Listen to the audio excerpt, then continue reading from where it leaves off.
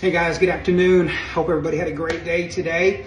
I wanted to come on and just kind of share something with everyone. I've had a lot of people message me regarding about the attachments, and I'll lead a class on it. And it's a majority of your healing is understanding your boundaries, establishing and understanding, respecting your boundaries, but identifying and understanding your attachment styles as well. So attachment styles have two different theories. Typically, they say that its attachment styles are formed from being a child and how your caregivers raised you, which I do believe in that. But I also believe, the reason I believe that is because I had pretty good parents, and my father did struggle with some things, but overall I had a good childhood. My trauma came from relationships, and this is where a lot of people can identify, because some people may have had a good upbringing, but they struggle with these attachments that they're unaware of, and it's from trauma from a relationship. So I did this message about a year ago, and I had to go find it and blow the dust off of it, because it's so important to do your checklist and see if you identify with one of the attachment styles. So it says attachment styles are a way of understanding how we interact in our relationships. By understanding our attachment styles, we're better able to recognize patterns in our relationships. Not only does this give us insight into our relationship dynamics, but it can also empower us to work together, work toward healthier interactions and deeper connections with the people in our lives. We all want that. What are the four relationship attachment styles, and what's the theory behind them? There are four main attachment styles. They're secure, anxious, avoidant, and disorganized. Each style has distinct traits that affect how we form and also maintain our relationships. By knowing and understanding these styles, we gain insight into our relationship behaviors. So here comes our checklist. The first is obviously the secure attachment. This is what we all aim to be in a secure attachment style. Those with a secure attachment style tend to have healthy, balanced, what a great word, relationships. They can express their needs and feelings openly, safely, and feel comfortable with closeness and being on their own. Now the anxious attachment style, people with anxious attachment style often worry about their relationships. They might fear being abandoned and can be very sensitive to their partner's actions and moods, reacting instead of responding. The avoidant attachment style, those with an avoidant attachment style often keep an emotional distance and might seem detached or distracted. They prefer to handle things on their own and avoid discussing deep feelings. How are we doing on our checklist so far? And then finally, the disorganized attachment style. People with a disorganized attachment style have often experienced trauma or instability in their early lives, leading to mixed behaviors in their relationships.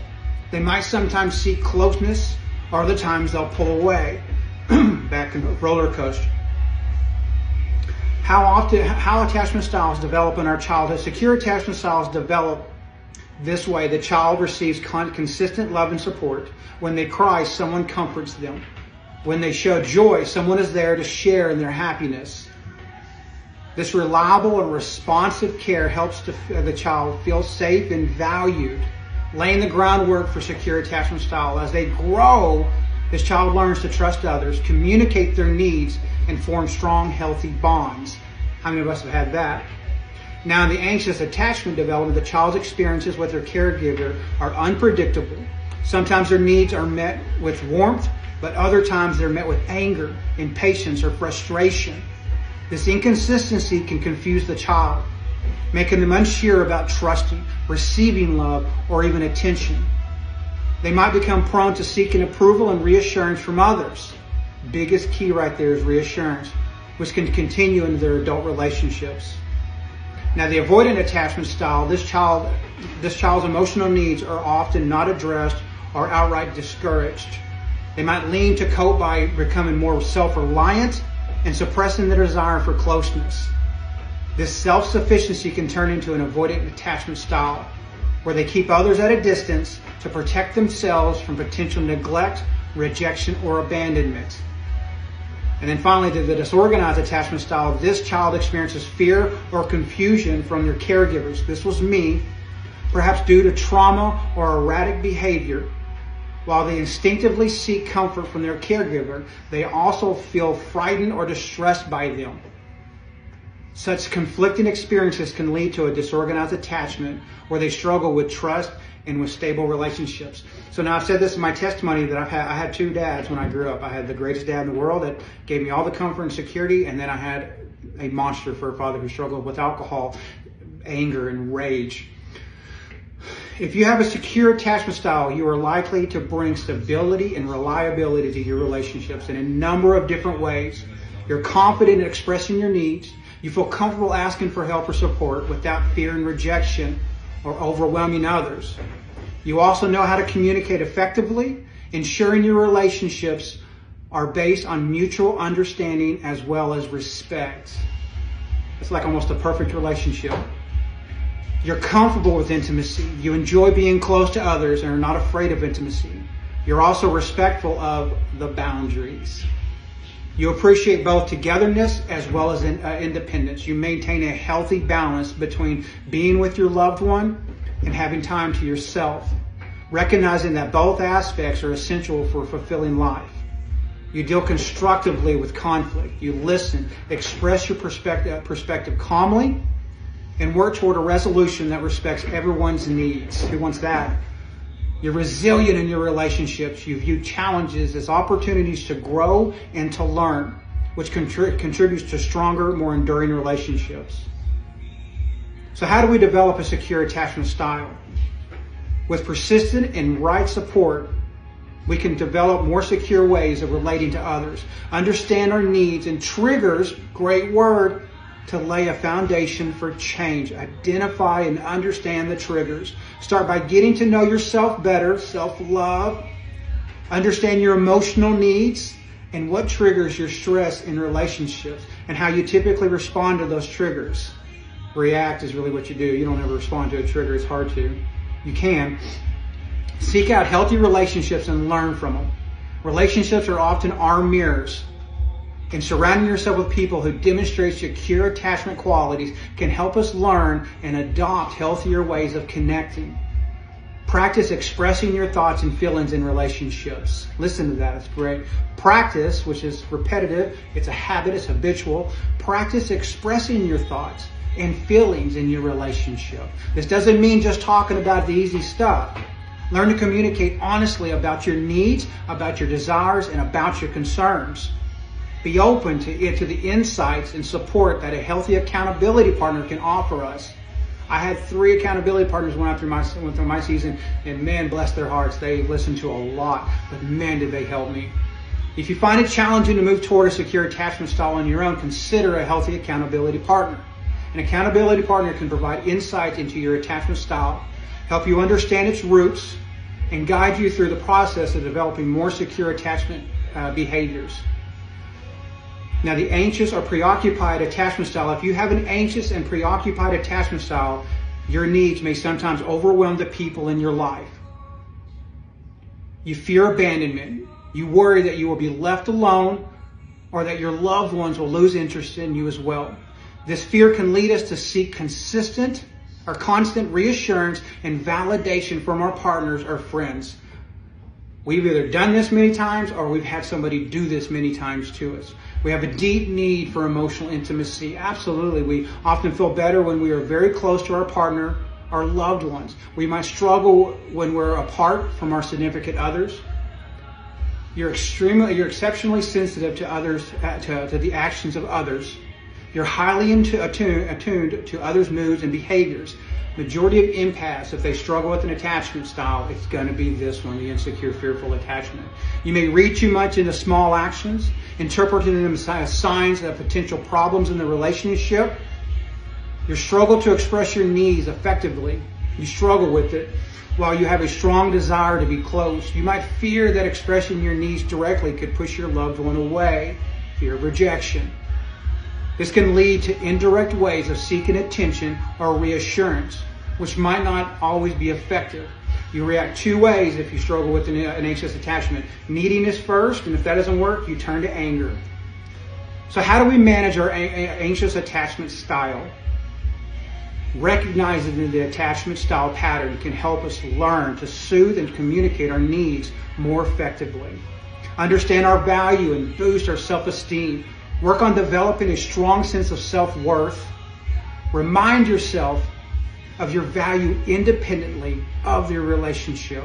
Engage in activities that boost your confidence and make you feel good about yourself. Go love yourself. Communicate clearly to build healthy relationships. Try to express your needs and feelings openly and directly. It's okay to ask for reassurance, but also learn to reassure yourself. Listen to that. It's okay to ask for reassurance, but also learn to reassure yourself. Practice self-soothing to manage your insecurities. Develop strategies to calm your anxiety when you're feeling insecure. This could be through mindfulness, meditation, journaling, or any other activities that help us feel centered and relaxed. Educate yourself about your needs as well as their causes. Understanding attachment styles and why you feel the way you do can provide comfort and a pathway to the change.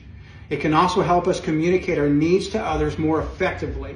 I say the word effectively because the majority of people that struggle with an insecure, fearful attachment, they don't take their thoughts captive. They throw up verbally all over their partner after a buildup. Seek out your accountability partner for support to develop healthy patterns. Our accountability partner can be helpful, very helpful in understanding and managing an anxious attachment style. Trash in, trash out, what it is.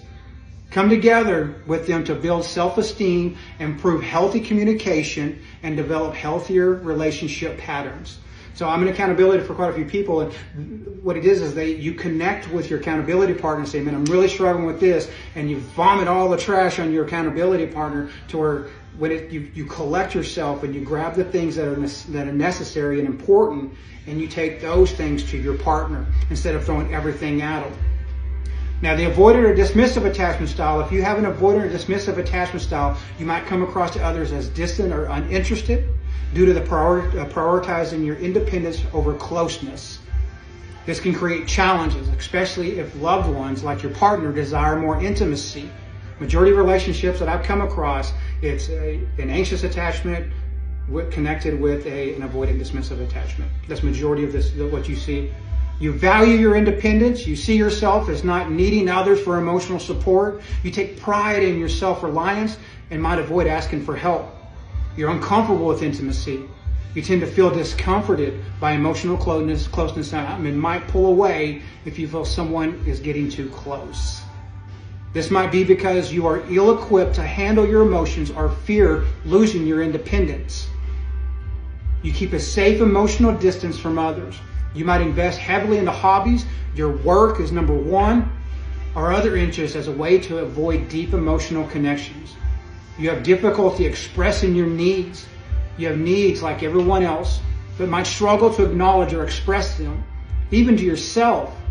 Hello, denial. This can lead to challenges in forming deeper, more meaningful relationships. So how do we manage this avoidant attachment style? Understanding this insecure attachment style can help us gradually open up to deeper connections while maintaining your sense of self. So in a nutshell, it's basically if you struggle with an anxious attachment, lean on your avoidant and learn to take out the trash and bring the emotional stuff that's important, not all of it, and bury them. And then if you're an avoidant dismissive, challenge yourself. Be willing to open those things up step by step with trust and love. Open yourself up to closeness by acknowledging your emotions and needs. It's okay to value independence, but it's also important to acknowledge that we are human beings who need connection. Challenge your beliefs in order to connect with others in new ways. Reflect on the beliefs you hold about intimacy and independence. Are they serving you well, or are they barriers to forming closer relationships? Take small steps and celebrate your progress. You don't have to dive deep all at once. That scares the hell out of everybody. Gradually allow yourself to open up and share more with people you trust. Educate yourself to be empowered to make the change. Understanding more about different attachment styles can provide insights into our behaviors as well as our motivations. This knowledge can empower us to make changes in how we approach the relationship. So now, disorganized or fearful avoidant attachment styles. If you have a disorganized or fearful avoidant attachment style, you're unpredictable. Your unpredictable responses to closeness and intimacy may confuse the people in your life and create instability in your relationships. Your behavior is inconsistent. You might fluctuate between seeking intimacy and resisting it. You can appear unpredictable in your actions, showing signs of both anxious and avoidant styles. You struggle with trust. Majority of the people, the reason they struggle, they are avoidant and dismissive, is because they struggle with trust. You might want to trust others and build close connections, but fear being hurt or betrayed again. You're dealing with past trauma. Often this attachment style is linked to unresolved trauma or fear from your past. These experiences can make it difficult for us to maintain stable and predictable relationships. You fear intimacy. While you might crave emotional closeness, you also fear the vulnerabilities, such a powerful word there, vulnerabilities that come with it. This fear can lead you to create distance in relationships, even when it contradicts your desire for connection. So how do we manage our disorganized attachment style? Understanding and addressing a disorganized attachment style can lead to more satisfying and stable relationships. While it may require effort and willingness, progress is possible, allowing for a more secure and connected way of relating to others. Seek support from your loved ones or partner to move past complex patterns and learn behaviors. Acknowledging and addressing the underlying fears and traumas can lead to healthier relationship patterns. Understand your triggers. Love it. Understand your triggers to enhance your self-awareness. Recognizing the moments when you're pulling away or seeking closeness can help us start to identify the patterns and reasons behind our actions. Develop trust and stability in our relationships slowly. Allow yourself to build connections gradually. Communicating openly with your partners or friends about your needs or fears. Don't go jumping all in. It's going to scare the crap out of you. Practice consistency in your actions and responses. Try to create and maintain consistency. This can help build trust both within yourself and with your partner. Approach yourself with empathy and understanding. Love yourself. Be kind to yourself as you navigate your attachment style. Recognizing that your behaviors are responses to past experiences, it can help us practice self-compassion. So how to navigate mixed attachment relationships. Attachment styles play a significant role in shaping how we interact in our relationships. They influence our expectations, communication habits, and how we respond to closeness as well as conflict. It's common for people with different attachment styles to form relationships with each other. That's what I said earlier. It's very rare for secure to go find a secure or avoidant to find an avoidant. It's kind of rare. By understanding how different attachment styles interact, we can improve our relationship dynamics. Knowledge is power. That's compassion. That's empathy right there. Communication is key to understanding and supporting effectively. Open, honest communication about needs, about fears and desires can bridge gaps between different attachment styles. Aim to understand rather than to judge. Try to understand your partner's attachment style and how it influences their behavior. This understanding can build empathy and patience. This is easier said than done because if you struggle with it's an insecure, fearful attachment is what the anxious attachment is. If you struggle with that and you're triggered in multiple ways, it's hard to be patient and understanding when you are struggling with rejection or even abandonment. But it can be done. Instead of judging, try holding space for people in your relationship within an effort to understand more about how they operate. Focus on your own needs to help support personal growth for others. Be that support system. Regardless of your partner's attachment style, focusing on your personal growth and healing can improve the relationship. That's willingness and effort. For example, if you have an anxious attachment style, working on self-soothing techniques can help us become more secure. Love you first. Love the Lord, then love yourself through the Lord. Focusing on your own healing and self-nurturing can aid in healing and growth for others that we love. So what is the difference between an avoidant and an insecure attachment? Because this is majority of the relationships that are out there is an insecure and an avoidant is typically what you see. If you have an avoidant attachment style, you likely have a preference for emotional distance and a tendency to avoid deep emotional connections. That's a wall or a mask. An insecure attachment style is a general term. If you have an insecure attachment style, you're likely to experience a lack of consistency in your relationships, which can manifest as anxious, avoidant, or disorganized. You're all over the place. So what does God say about all this? I knew you would ask me. When I went into identifying and finding freedom in my own attachment style, I realized it has been limiting me from living fully as the person God wants me to be. And this has several repercussions to it. For myself, for my relationship with other people, and even my relationship with God. I believe many of us are anxiously attached to God. That is, we are never secure in our relationship with Him.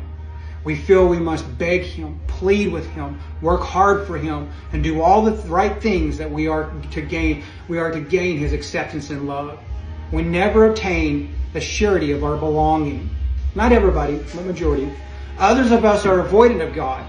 Perhaps we don't really believe He loves or cares about us, so we don't even try to get close enough to Him. We don't trust Him. It's best if we keep our distance. Live our own dependent life and hope for the best. We're all predominantly anxious, avoidant, or disorganized. We might do well to look at how we relate to God. This is so key right here, because if you're struggling with an insecure attachment in a relationship, what does your relationship with the Lord look like? If you're struggling with an avoidant attachment, what does your relationship with the Lord look like? We might see, how would you guess our perfect, accepting Father would want us to relate to Him? Though we are always dependent on Him, I believe He would want us to do so from a place of secure attachment. That's confidence. In other words, He wants us to be secure in the knowledge that He really has accepted us. Even as the sinners that we are, He has forgiven us and is now working to set us free of all obstacles that keep us separate from Him and from rightly loving others as we do ourselves. He has invited us into His family. He promises to dwell within us, to never leave us, to never forsake us. He has promised to restore our souls. Will we accept His invitation and believe His promises? The answer to that question has profound implications to the way we walk in the world and beyond. I believe that if we can be secure in our relationship to God, there will be increasing health and healing in our relationships to others. Psalms 139:23 tells us, "Search me, God, and know my heart. Test me and know my anxious thoughts. See if there is any offensive way in me, and lead me in the way everlasting." Revelations 3:20 says, "Here I am, I stand at the door and I knock. If anyone hears my voice and opens the door, I will come in and eat with that person, and they with me."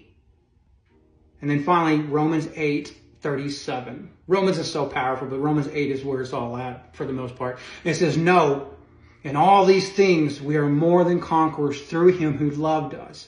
For I am convinced that neither death nor life,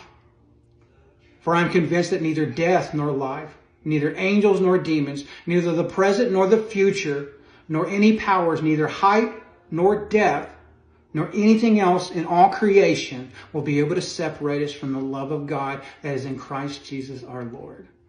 I love attachments because Celebrate Recovery, it's about identify what the habit is, identify what the hang-up is, and identify what the hurt is. If there's rejection, where's the rejection coming from? If you're acting out of anger, what is the root of the anger?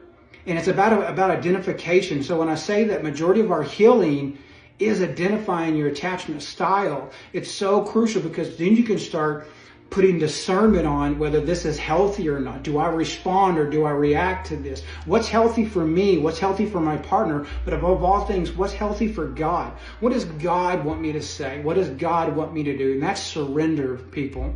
So anyway, I wanted to share with you what power that is, man, to identify. And the majority of your healing is just identifying what are our boundaries? What is my boundary? Why do I struggle with codependency? You ain't got no boundaries. Identify your boundaries, respect them, honor your boundaries. Why am I still hung up on the what ifs of the past? What attachment style are you in? I'm being really needy and clingy in this relationship right now. That's not like me. Identify. Why do you feel insecure in the relationship? And in a nutshell, avoidant and insecure. Insecure is a reaction due to the lack of something. Avoidant, dismissive is the reaction of something that you do not agree with. So that's kind of in a nutshell. So I'm going to take off. God bless you guys. Thank y'all so much.